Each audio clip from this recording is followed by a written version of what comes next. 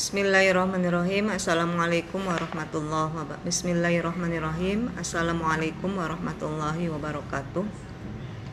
Alhamdulillah pada pagi hari ini kita sama-sama bisa bekerja kembali untuk dapat mendengarkan penjelasan terkait dengan bab selanjutnya, itu adalah kinerja dan penilaian prestasi kerja. Jadi pada bab ini ada dua substantif yang akan saya jelaskan. Yang pertama adalah kinerja dan yang kedua adalah penilaian prestasi kerja. Yang pertama adalah konsep kinerja. Sebagaimana kita ketahui bahwa sebuah perusahaan organisasi yang bergerak di bidang barang ataupun jasa pasti akan memperhatikan bagaimana kinerja dari seorang pegawai atau karyawan yang ada pada perusahaan atau organisasi. Sehingga berbagai konsep tentang kinerja ini beraneka ragam dari para ahli, dan pada kesempatan ini konsep kinerja akan saya jelaskan. Itu adalah kinerja adalah istilah yang populer dalam manajemen, di mana istilah kinerja didefinisikan dengan istilah hasil kerja, prestasi kerja, dan performance. Sehingga pada konsep kinerja itu ada substantif penting. Yang pertama adalah hasil kerja, yang kedua adalah prestasi kerja, dan ketiga adalah performance. Terkait dengan ketiga substantif yang ada pada konsep kinerja ini, yaitu hasil kerja, prestasi kerja, dan performance, akan dijelaskan lebih lanjut. Kemudian berikutnya adalah dalam organisasi, pemimpin perusahaan atau organisasi pasti akan memperhatikan apa saja yang menjadi faktor yang mempengaruhi kinerja karyawan. Di sini tinggi rendahnya kinerja pegawai atau karyawan tergantung kepada faktor-faktor yang akan dikemukakan. Faktor-faktor ini jelas menjadi tolak ukur bagi seorang pimpinan perusahaan untuk menilai apakah karyawan atau pegawai yang ada di perusahaannya dapat menyelesaikan pekerjaan sesuai dengan target dan tujuan perusahaan. Adapun faktor-faktor yang mempengaruhi kinerja itu adalah kemampuan pribadi. Kemampuan pribadi yang akan saya jelaskan adalah kemampuan ini dikenal dengan istilah ability. Itu adalah kapasitas individu untuk melaksanakan beragam tugas dalam pekerjaan tertentu. Seluruh kemampuan seorang individu itu pada hakikatnya tersusun dari dua perangkat. Apa saja dua perangkat itu? Dua perangkat itu terrangkum dalam faktor. Faktornya itu ada kemampuan intelektual seorang pegawai atau karyawan, ada kemampuan fisik. Jadi dalam kemampuan pribadi mencakup dua hal substantif yang penting yang menjadikan dasar bahwa tinggi rendahnya kinerja karyawan itu diperhitungkan, yaitu ada pada kemampuan diri karyawan atau pegawai dan ada pada kemampuan fisiknya. Tidak mungkin seorang pemimpin meng-hire atau merekrut seorang pegawai jika kemampuan pribadi pada karyawannya itu diawali pada saat rekrutmen itu rendah dan bahkan tidak sesuai dengan tujuan dan harapan sesuai dengan ketentuan perusahaan. Terkait dengan kemampuan pribadi ini ada kemampuan intelektual. Kemampuan intelektual itu adalah kemampuan kecakapan, dalam istilah merujuk kepada kemampuannya dalam pengetahuan. Sehingga dengan adanya kemampuan pengetahuan yang tinggi, maka tinggi rendahnya kinerja pegawai itu pasti dapat ditentukan. Kemudian selain dari kemampuan intelektual ada kemampuan fisik. Kemampuan fisik ini terkait dengan apakah karyawan itu sehat secara jasmani, badannya memang segar, badannya memang dapat dan layak dikategorikan untuk mampu mengerjakan suatu pekerjaan. Ini ada termasuk pada kemampuan fisik. Dari faktor pertama kita menginjak kepada faktor kedua, itu kemampuan manajer. Kemampuan manajer itu adalah kemampuan untuk mengatur, mengorganisasikan, dan menggerakkan para bawahan ke arah pencapaian tujuan yang telah ditentukan organisasi. Artinya, seorang karyawan tidak cakap hanya pada kemampuan intelektual dan fisik, tetapi kemampuan manajer mengatur, mengorganisasi, merencanakan, sampai mengevaluasi ini adalah penting. Sehingga kemampuan manajer menjadi salah satu faktor untuk mempengaruhi kinerja. Berikutnya adalah selain kemampuan manajer adalah kesenjangan proses.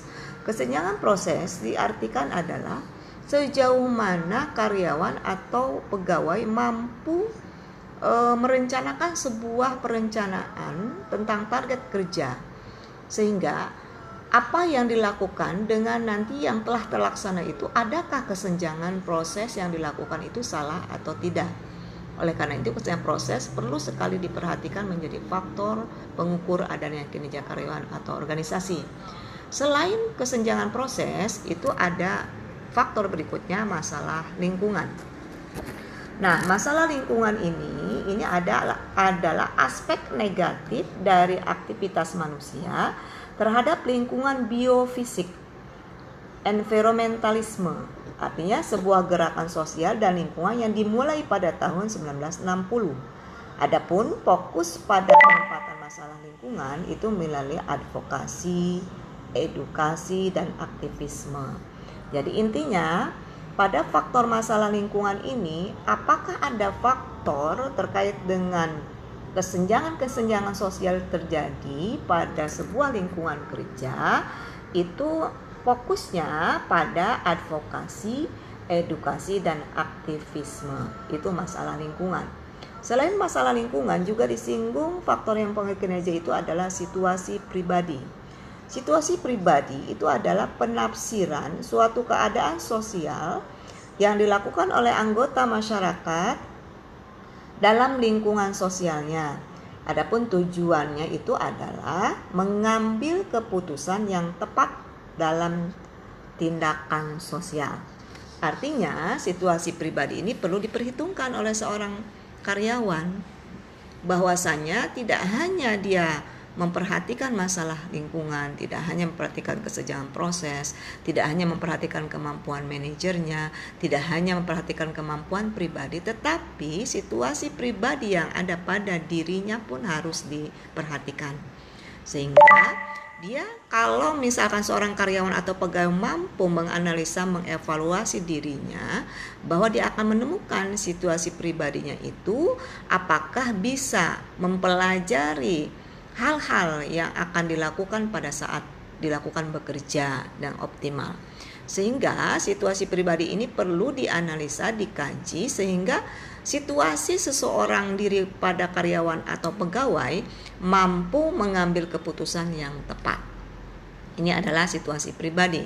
Kemudian faktor yang terakhir yang mempengaruhi kinerja itu adalah motivasi. Motivasi ini adalah sebuah dorongan yang menggerakkan jiwa dan perilaku seseorang untuk berbuat. Sedangkan di motivasi itu harus ada motif, sehingga dikatakan suatu driving forcing. Artinya, sejauh mana motivasi dari seorang pimpinan mampu menggerakkan perilaku karyawan untuk dapat menghasilkan kinerja yang lebih tinggi guna mencapai tingkatan tujuan organisasi. Inilah 6 faktor yang mempengaruhi kinerja.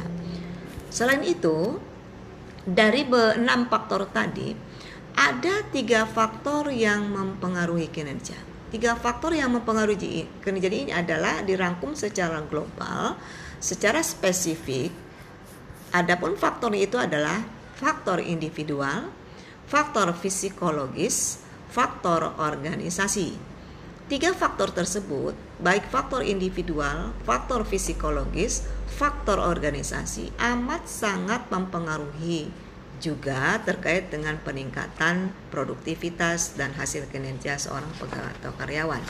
Baiklah, akan saya jelaskan bagaimana ketiga faktor tersebut mempengaruhi kinerja, baik pada faktor individual, baik pada faktor psikologis, dan faktor organisasi. Pertama, yang saya jelaskan adalah faktor individual itu terdiri dari 3 hal.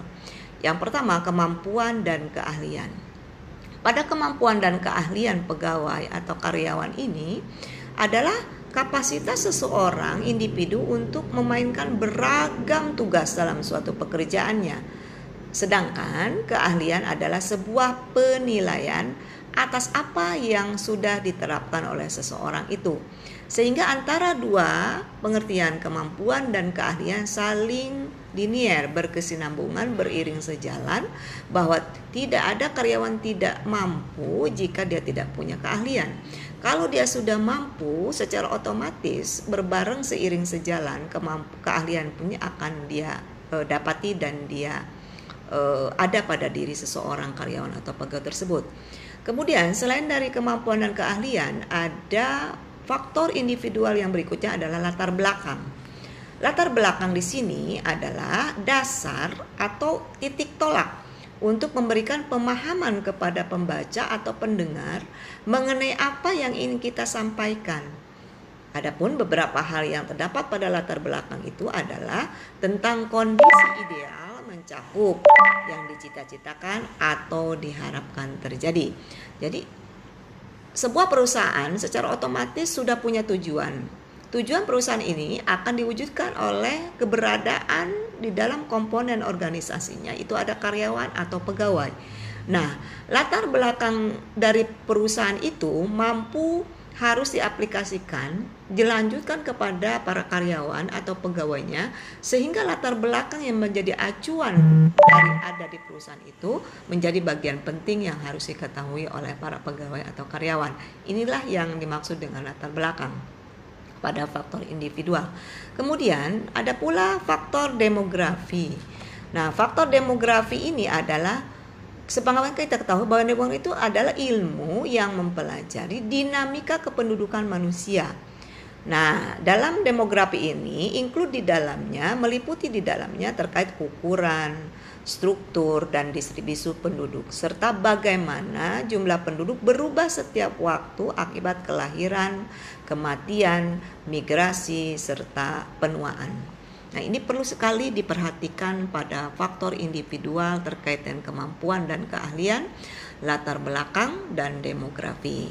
Kemudian selain pada faktor individual, ada faktor psikologis.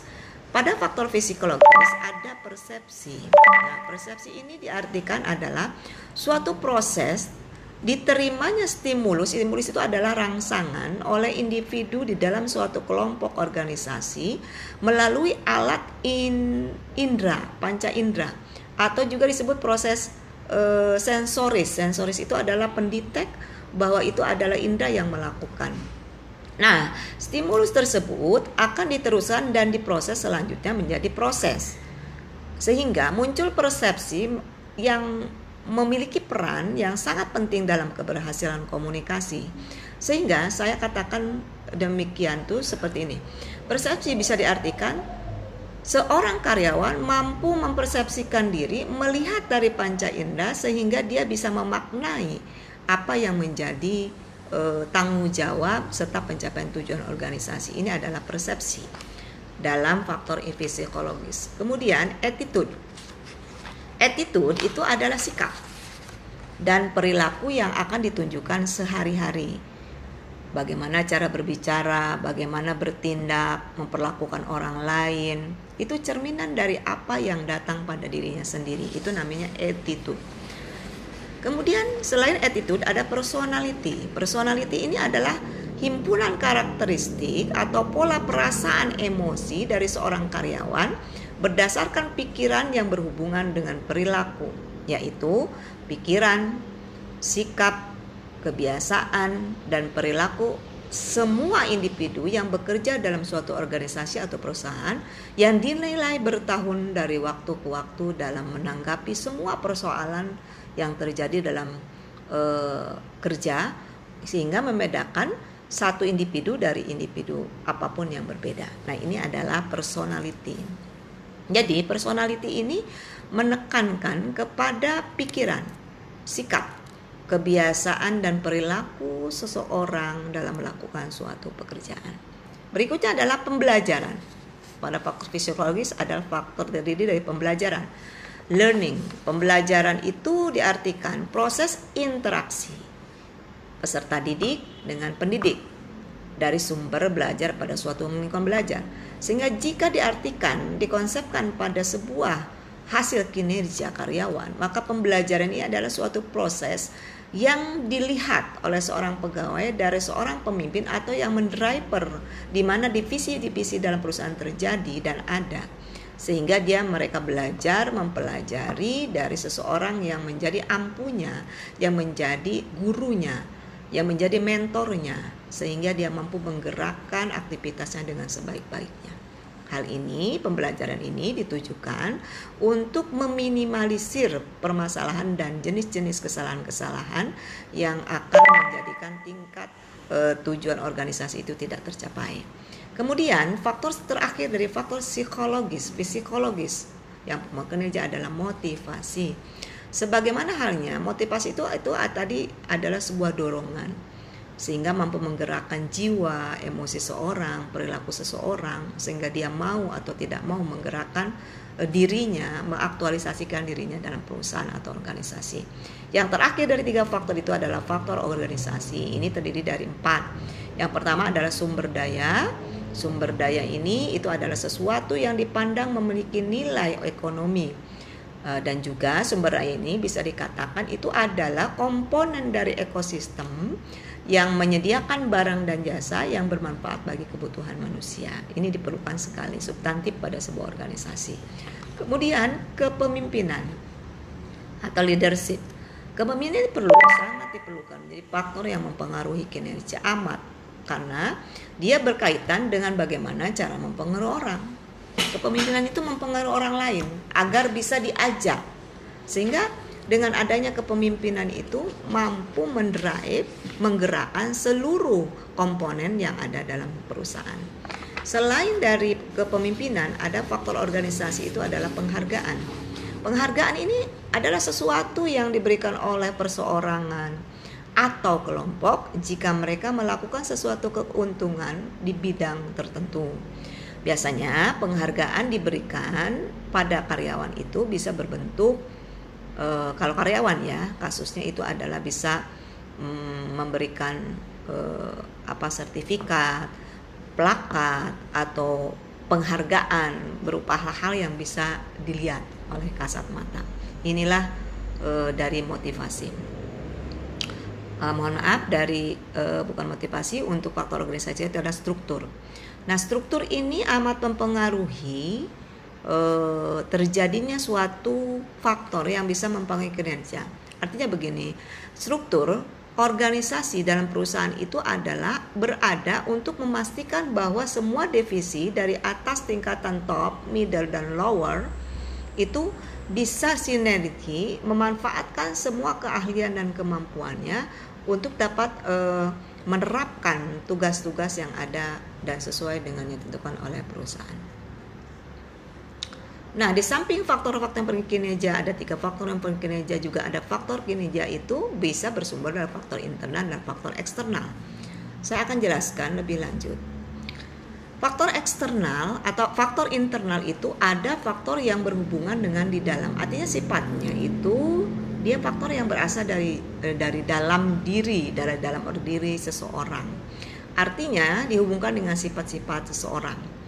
Faktor internal ini berasal dalam diri pegawai dan mohon diingat terbagi atas kompetensi, pengetahuan atau pendidikan, bakat, pengalaman kerja, keadaan fisik dan psikologis, motivasi kerja, semangat kerja, dan kepuasan kerja. Jadi faktor-faktor yang internal yang bisa mempengaruhi kinerja perusahaan itu meningkat atau menurun ini terjadi pada faktor-faktor yang saya jelaskan tadi. Kemudian selain faktor internal ada faktor eksternal.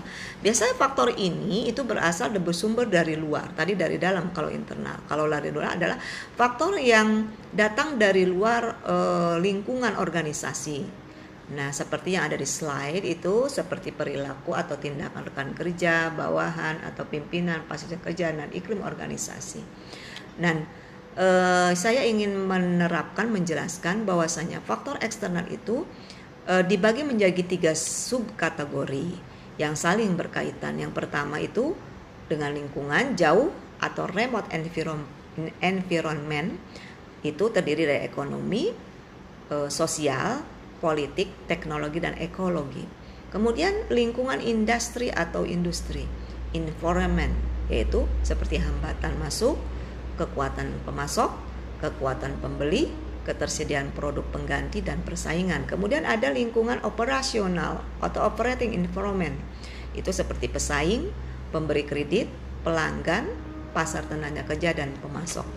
Jadi, tidak hanya faktor-faktor yang 6, tidak hanya faktor yang 3 yang berkinerja. Ada faktor yang mendominasi seluruhnya, itu adalah dikaitkan dengan faktor internal dan faktor eksternal.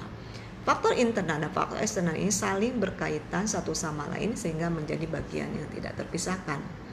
Kemudian selain faktor-faktor yang berkinerja, apa saja indikator kinerja karyawan itu? Secara menyeluruh atau umum, dalam menilai kinerja seseorang pegawai atau karyawan itu biasanya pemimpin melihat pada kualitas. Apa itu kualitas? Kualitas individu itu adalah totalitas, arti totalitas keseluruhan ya, dari faktor-faktor dan karakteristik yang dimiliki oleh produk yang sanggup untuk memenuhi kebutuhan konsumen. Ini menurut Gaspers tahun 1997. Sedangkan jika diartikan pada kualitas mengacu pada kinerja karyawan, ini pengertian akan berbeda.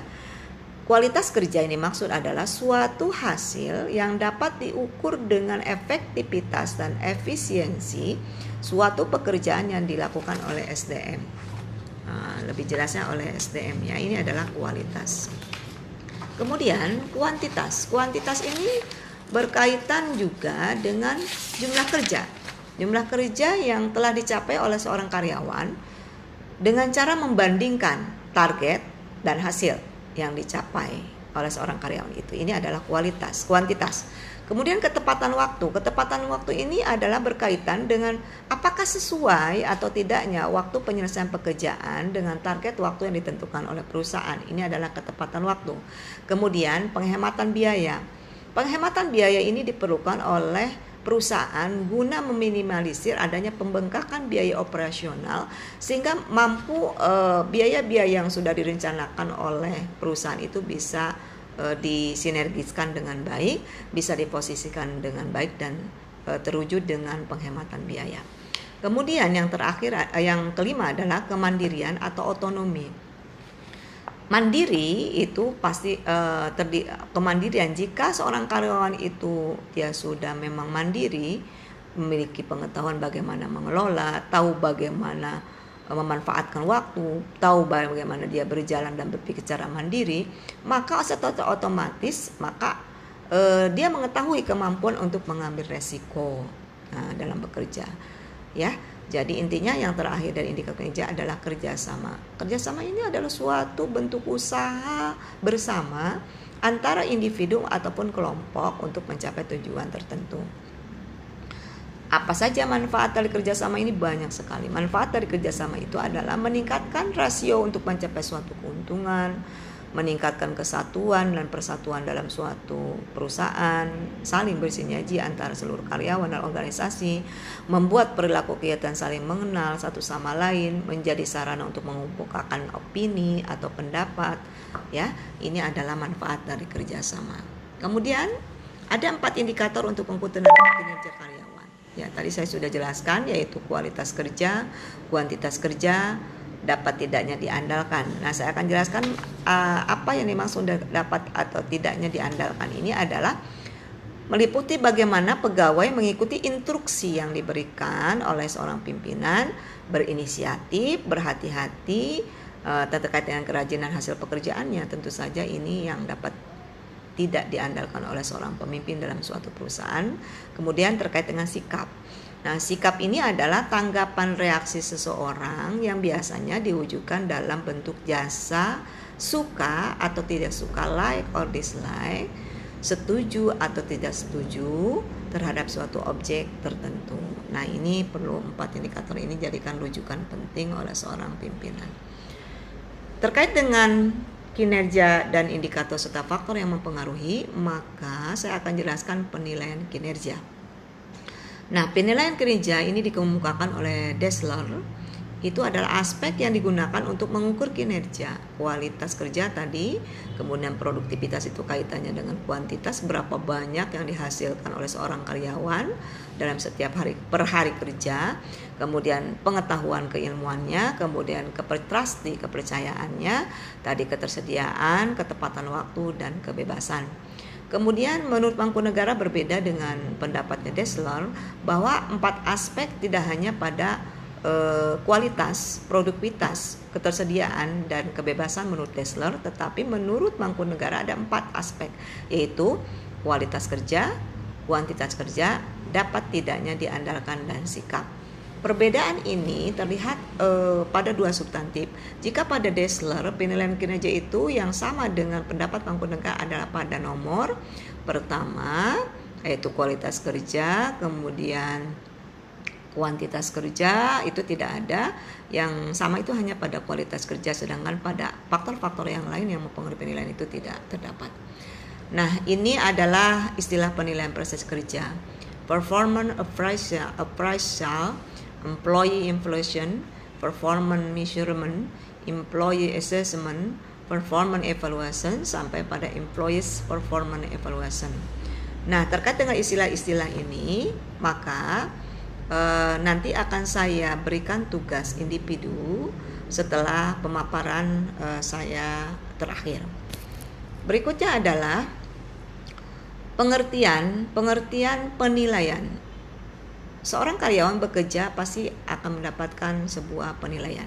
Nah, penilaian itu kaitannya dengan suatu proses mengestimasi, menduga, mengevaluasi, merencanakan, meramalkan, atau menetapkan nilai, penampilan, kualitas, atau status dari beberapa objek baik orang atau benda. Penilaian kinerja ini diperlukan oleh seorang manajer dalam suatu perusahaan. Karena kenapa? Pada saat mengevaluasi seorang karyawan atau pegawai diperlukan suatu indikator, alat, dan cara untuk mengevaluasi, menilai apakah diri karyawan itu sesuai dengan grade yang telah ditingkatkan sehingga pencapaian target perusahaan bisa tercapai dengan baik. Nah, penilaian kerja diartikan sebagai suatu pengorbanan jasa, baik jasmani dan pikiran, untuk menghasilkan barang atau jasa dengan memperoleh imbalan prestasi tertentu. Jadi, pada proses penilaian, jika karyawan tersebut sudah terevaluasi dengan baik, dinilai sesuai dengan ketentuan perusahaan, maka otomatis pekerjaannya ini akan membutuhkan kepentingan dan pengorbanan yang luar biasa yang harus diberikan seorang karyawan kepada perusahaan. Sehingga pengorbanan itu tidak hanya jasa, tetapi jasmani, pikiran seseorang karyawan, bagaimana caranya menghasilkan sesuatu yang terbaik untuk tujuan perusahaan. Selanjutnya, penilaian prestasi kerja. Seorang karyawan dinilai penilaian prestasi kerjanya itu dengan cara evaluasi. Evaluasi ini harus terstruktur, tersusun secara sistematis, sehingga pekerjaan yang dilakukan oleh seorang karyawan itu apakah sesuai dengan ketentuan dan target perusahaan. Sehingga di samping evaluasi, karyawan juga atau pegawai mampu memposisikan diri apakah kemampuan dirinya sudah dapat dikembangkan atau tidak.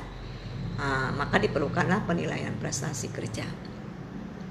Apa saja objek penilaian prestasi kerja itu? Itu ada hasil, ada perilaku, ada sifat. Ketiga objek ini amat mempengaruhi terkait dengan penilaian prestasi kerja. Yang pertama, hasil kerja individu.